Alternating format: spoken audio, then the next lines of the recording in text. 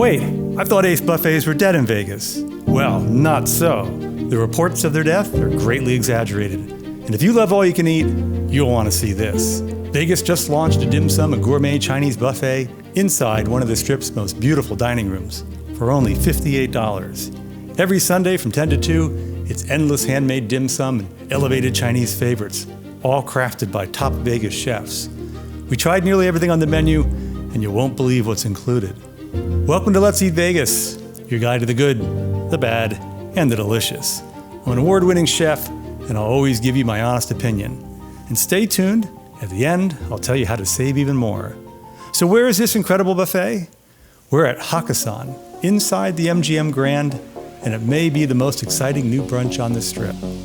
Okay, let's get started. We began the day with something light, and unexpectedly, these marinated cucumbers are quite addictive. Crisp, spicy, and kissed with sesame oil, chilies, and just a hint of sweetness. They remind me of a northern Chinese-style kimchi. You'll have trouble not finishing them. Right next to them are little Chinese pastries. Feel like a cross between Italian focaccia and a scallion pancake. Fluffy, savory, and perfect for dipping. Pair them with scratch-made sauces. First, a fiery chili oil, or the house pineapple duck sauce. It takes me straight back to New York's Chinese restaurants in the 80s, when chefs leaned on ginger, garlic, and fruit for bold flavors. And here's a throwback you rarely see anymore. Fried rice paper. I used to make these back when I apprenticed at the tea house. Drop a sheet into hot oil, and it blooms into a crispy puff right before your eyes. Light, crunchy, and absolutely delicious. Honey walnut shrimp, a Cantonese American classic that rose to fame in the 1980s. Traditionally, it pairs golden fried shrimp with a creamy mayonnaise-based sauce and candied walnuts for balance of crunch, sweetness, and richness. Hakkasan takes the beloved idea and reinvents it to a new level. Forget everything you already knew about honey walnut shrimp, because this version is a showstopper. Large shrimp, fresh and perfectly fried, coated in a glaze of honey and wasabi that delivers both sweetness and a subtle kick, paired with melon and sitting atop slices of cucumber.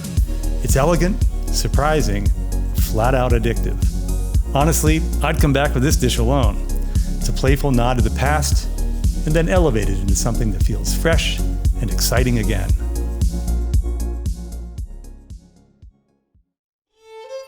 I really wanted to love this salad. On paper, it's exactly my kind of thing. But in reality, I found it a letdown. It has all the right elements: crispy duck, microgreens, pomelo, and pine nuts, dressed in a pomegranate and shallot vinaigrette. But the flavors don't sing, more of an off-key mumble. The duck was fine, but the dressing needed a spark, more ginger, more punch, more sweet tart balance. It was a pretty picture with no story to tell. This could have been memorable. Instead, I felt it was bland and forgettable. I don't know about you, but I have rarely met a shumai I didn't like. And these? I didn't just like them. They're spectacular. The rich pork filling mingles with sweet briny shrimp, all boldly seasoned with just the right hit of garlic. The flavor doesn't whisper, it screams. They're topped with what looks like traditional roe, but bite into them and you'll get little bursts of vinegar. That's right, this is micro-gastronomy at its finest. So good, they don't need a single drop of sauce. And remember, it's all you can eat. Have as many as you like. Honestly, I could put away 100 of them. They're that good.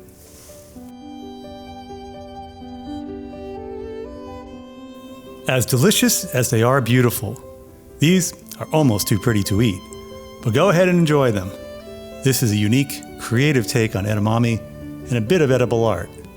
The delicate homemade wrappers resemble a monarch butterfly's chrysalis. Fortunately, that's where the similarity ends. Inside, you'll find a rich, savory blend of minced edamame, carrots, mushrooms, and garlic chives. So much flavor packed in this. Sensational. You'd never guess they're vegan. They deliver all the depth and satisfaction of a meat-filled dumpling.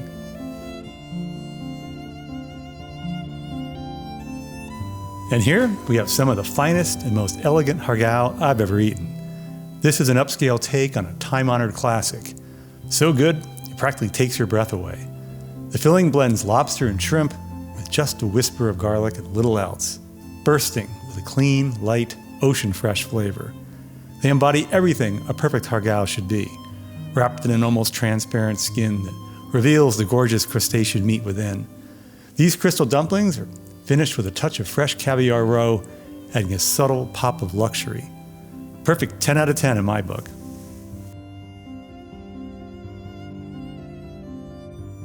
Char siu bao, fluffy steamed buns filled with sweet, savory roasted pork. It's been a beloved part of Cantonese dim sum for over a century. Originating in southern China, these buns were traditionally sold in tea houses and street markets. Their warm, fragrant aroma drawing in customers from blocks away. The name literally means barbecued pork bun, and the recipe has been passed down through generations, with each family or chef adding their own touch to the marinade and dough. Fresh honey roasted pork made in-house with a delightfully rich marinade of Chinese 5-spice and honey. The pork has been slowly roasted to perfection, then chopped up and steamed in delightfully fluffy, yeasty dough till they're transformed into little pillowy tufts of deliciousness. There are so many buffets and restaurants that don't put in the effort anymore to make these on their own. Everyone seems to be taking shortcuts. But it seems lately, many places are returning to the old artisan ways of the past and preparing things the old-fashioned way. These are made by hand from start to finish, and they're absolutely delectable.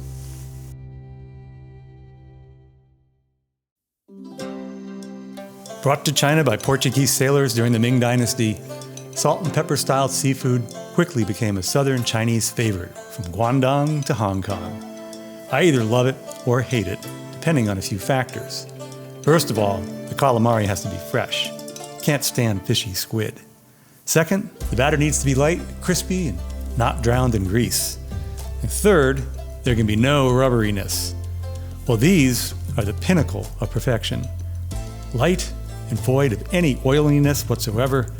The flavor is so fresh it has practically no fishy taste at all, just a sweet ocean-kissed flavor. The batter shatters as you bite into it, and the calamari is cooked just enough so it's tender. Absolutely delicious.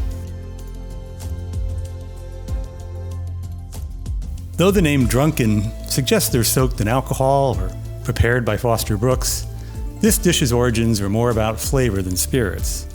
In Sichuan cuisine, drunken often refers to foods marinated or dressed in sauces that have a deep, intoxicating aroma, sometimes from rice wine, sometimes from a heady blend of chili oil, vinegar, soy, and spices. Over time, the term became popularized across Chinese menus for richly seasoned dishes that leave you craving more. Here, a mixture of pork, chili, peanuts, and sesame is lovingly combined, then stuffed inside delicate wonton skins and topped with a wonderfully rich umami sauce. They're crowned with toasted garlic and onions and finished with a fresh mix of chives and micro sprouts. You're going to love these. They're not to be missed. And speaking of all things drunken, you'd have to be not to subscribe to our channel. Yet according to YouTube, 80% of you watching right now are not subscribed. What? Subscribing is free, helps us grow, and to bring you more reviews. And if you find value in our reviews, consider making a small donation using the link to buy me a coffee in the description area below. We'd greatly appreciate it. The name alone hooked me, and the photos online looked mouthwatering. I'm a sucker for good Asian-style ribs, right up there with top-notch American barbecue. Tea-smoked made me picture slow-smoked pork ribs bathed in traditional Asian spices, maybe a touch of 5-spice, or maybe a rich fermented bean paste, or a bold herb rub. Sadly, these ribs didn't deliver. Yes, they're smoked, not that fake casino barbecue that's taken over, but the flavor leans more toward traditional American barbecue, but not the powerhouse kind you'd find at Soul Belly or Jessie Ray's. They're tame, under-seasoned, and well, I found them kind of boring. If you love ribs, sure, give them a shot, you might feel differently, but for me, they're not worth raving about. I love to see them amped up to match the high standards of the other dishes here. Next time, I'm going to skip these and order several more trays of the shumai. Traditionally, sesame shrimp toast is minced shrimp paste spread over thin bread slices, coated in sesame seeds, and fried until golden and crisp. And it's been one of my go-to dishes ever since my apprenticeship at my first job. Rose, my mentor, was all about tradition, never straying from time-honored recipes. I, on the other hand, am a bit more adventuresome. One day, Rose was late to come in, and we were out of bread for the shrimp toast, but we had plenty of the shrimp mixture prepped for the night's service. So I rolled the mixture into balls, coated them in the sesame seeds, and fried them up. When Rose arrived and saw them being served, she freaked out. But the guests loved them. They couldn't stop raving. I had lucked out. These remind me exactly of what I created that day. Beautiful, Instagram-worthy, and perfectly seasoned with just a touch of garlic and a whole lot of love. I'm honestly coming back just to order several more. You have to try these. Most of you know that dim sum translates to touch the heart, and these certainly touch mine. What a wonderfully creative version of crispy prawn dumplings. They remind me of a tiny hors d'oeuvre you'd see at a fancy Hollywood celebrity's party. Though I normally hate little bites, here it's wonderful because you can have as many as you like. I love the crispy exterior, and the prawns are full of flavor. There's a difference between prawns and shrimp. Prawns are generally larger, with a sweeter, meatier taste and a slightly firmer texture, while shrimp tend to be smaller, with a more delicate flavor. You can really taste the flavor of the prawns here, though it's subtle. They have that wonderfully oceanic quality that some shrimp lack. There's a lot of flavor in these, and then hints of garlic and cilantro to balance them out and provide a punch of aromatic taste. Truly sensational.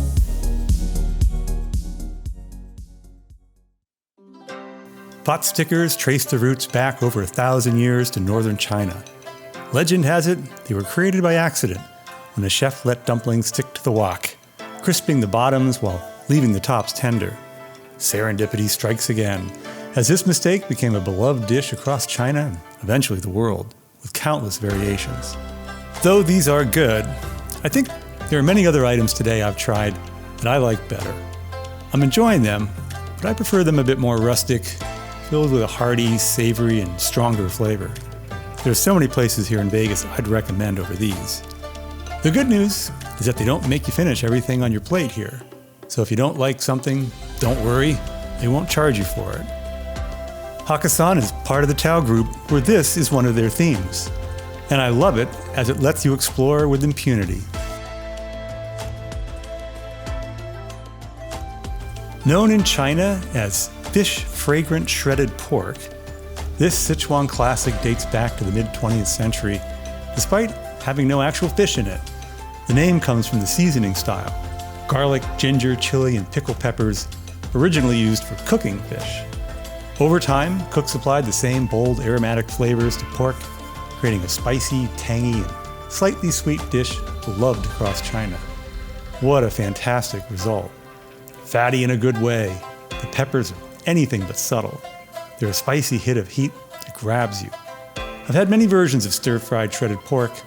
Sometimes it's more peppers than pork. Many times it's extremely sweet, which ruins it for me. If you can't do spicy, then avoid this dish. But if you're a chili lover, don't skip it. I'm really enjoying it, and I highly recommend it to you, my fellow spice lovers. The true origins of General Tso's chicken are shrouded in mystery.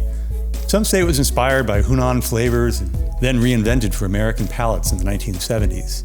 Others believe it was created purely to appeal to Western tastes, blending sweet, tangy sauce with crispy fried chicken. But whatever its history, it's become one of the most recognizable items in Chinese-American menus. At Hakkasan? Well, what a wonderfully flavorful version. I've had this dish prepared 100 different ways, so I find that there are almost as many ways to make it as there are chefs. I never know what to expect. One of the best I ever had was at Dragon Bite. Check out our video on that. At Hakkasan, it's tender, moist breast meat cut into chunks and velveted, then quickly fried till the exterior is crispy with not a hint of greasiness. They almost have a lightness about them. All the food here feels healthy and light. Though I've eaten a lot already, I don't feel that usual full feeling you get at many buffets. As for the sauce, it has the perfect sweet to sour ratio. I really love this version of General Tso's chicken. Branzino, also known as European sea bass, has been prized for centuries along the Mediterranean coast. In Italy and Greece, it was traditionally roasted whole and served at festive gatherings, valued for its mild, clean flavor and delicate texture. Over the past decade, it's become one of the most fashionable fish in fine dining, especially in Vegas, where nearly every high-end restaurant now has its own version on the menu. And why not? It's a very clean, pure-flavored fish. You'll find it either broiled, sautéed, fried, or in this case, roasted. This is not only a very elegant version of the dish, but very well prepared, not overcooked. Branzino is low in fat. It's easy to ruin it by drying it out. The fish has a light aromatic flavor. Pour the sauce over it and the depth of flavor is remarkable. The sauce is well balanced. Soy, ginger, a touch of garlic, and lots of scallions. The slivers of green onions on top are not merely a garnish, they're meant to be eaten with the fish. Take a bite of the fish with a rich umami sauce and some green onions. It's a fabulous combination. On the regular menu, a dish like this would easily run $40 or more. Having it included in the all-you-can-eat makes it one of the best values you'll find anywhere on the Strip, especially for seafood lovers who know what a treat Branzino can be. Hong Kong-style fried chicken traces its roots to Cantonese cooking traditions, where poultry is marinated in soy, ginger, and aromatic spices, then air-dried before frying. Unlike Western fried chicken, it skips the heavy batter, relying on crispy skin for its texture and flavor. Hakkasan holds true to this approach. It's free of batter and has been marinated in aromatic Asian spices and then deep fried. However, I found it a little lacking in the deep, rich, pungent flavor that most Hong Kong-style fried chicken has. Is it terrible? No, it's good. I love the crispy skin that practically shatters when you bite into it. The meat itself is moist, not at all dried out. So what's the problem, you ask? I'm not getting any Asian spice at all. On its own, it's pretty ordinary, not somewhat boring. I treated it as a blank canvas and dipped it in some of their sauces, and it became more tasty. But at a restaurant that has such extraordinary varieties of fabulous food, bland has no place for taking up stomach space. But mixed feelings about this dish. When I come here again, and I will for sure, I'm probably going to skip this. Desserts are included with a $58 charge. They offer one flavor of ice cream and sorbet, and the milk chocolate hazelnut parfait. For a slight upcharge, you can add a few other desserts if you like. Ube, a purple yam native to the Philippines, has been a beloved ingredient in Southeast Asia for centuries. Traditionally used in cakes, pastries, and of course the famous Filipino dessert, halo-halo. It began gaining global popularity in the 2010s thanks to its striking violet hue and subtle, nutty, vanilla-like flavor. In recent years, it's become a trendy staple in both Western and Asian desserts, showing up everywhere from donuts to lattes to artisan ice cream shops. I love ube's unique, mild, nutty flavor. It seduces you with its vibrant purple color and then washes over your palate with its sensational vanilla flavor, lingers in your thoughts and makes you want more. I'm not sure if they make the ice cream here. They probably do, since the Tao Group tends to make everything they serve in-house from scratch, rarely outsourcing. Well, anyway, it's rich and creamy, with just the right amount of sweetness to hook you in and make you order more, which we did. Passion fruit and pineapple sorbet. This is a must-have. It would have made a wonderful palate cleanser between the dim sum and the mains. Perhaps I'll ask for it that way in my next visit. Back in the day, fine restaurants often served sorbets between courses as a true Normand, tradition dating back to French dining in the 17th and 18th centuries. Originally, it was meant to refresh the palate and aid digestion during multi-course banquets. And I'm a sucker for anything passion fruit. Arguably, for me, the king of the orchard. And pineapple? That's my second favorite fruit. This dynamic duo is a no-brainer and a winning formula to charmed my taste buds. It's a refreshing, fantastic treat, and I ended up ordering several of them. And finally, the hazelnut milk chocolate parfait. This dessert is pure bliss. Hazelnut, it's always been one of my favorite flavors, and my obsession started during my time in Europe. I'll never forget the first time I tasted Nutella. It was love at first bite. Normally, I'm not a milk chocolate person. I lean towards the dark, bitter stuff. The kind more bitter than an angry old man and blacker than a banker's heart. But hazelnut transforms milk chocolate into something extraordinary. This pairing actually dates back to early 19th century Italy, when cocoa was scarce and confectioners in the Piedmont began blending it with finely ground local hazelnuts to stretch their supply. The result is the ancestor of modern Nutella, and the beginning of one of the most beloved flavor combinations in the dessert world. I could easily eat my weight in this. The mousse is perfection. Light, creamy, sweet, and nutty. Chocolate mousse itself has roots in 18th century France, when chefs began whipping chocolate with eggs to create a light, airy texture. It became a symbol of refined European desserts and endless variations over the centuries. I first learned to make it at the age of 7 after watching Julia Child on The French Chef. It's tricky, time-consuming, and messy, but worth every second. This is one of the best desserts I've had in a long time. It's not just eye candy. It tastes even better than it looks. And if you spent time in Vegas, you know the city's buffets can sometimes fool you with stunning sweets that don't live up to their visual beauty. This one delivers on every level. Looks 10 and flavor 10. We ended up ordering several. I think you probably will too.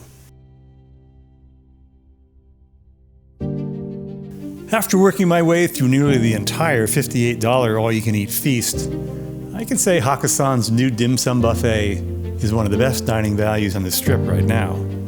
The hits far outweigh the misses, with standout dishes like the seafood hagao, shumai, crispy shrimp with wasabi mayo, General Tso's chicken, and of course, that roasted branzino, which is easily worth the price of admission on its own. And with a beautiful dining room, attentive service, and the fact that you're enjoying handcrafted dim sum in one of Vegas's most glamorous settings, and you've got a buffet that feels anything but ordinary. Overall, this is a place I'd happily return to. If you love dim sum, Chinese flavors, the thrill of discovering a new Vegas dining gem, and of course, an all-you-can-eat buffet, Hakkasan is one you don't want to miss. So here's the tip I wanted to let you in on. Sign up for Tao Entertainment Rewards. It's quick and easy. I did that a few days before I visit. For signing up, you get $25 off your first $50 purchase and $25 off your next visit. Then, for every $200 you spend, you get $10 off. We'll be back to Hakkasan Restaurant soon, very soon.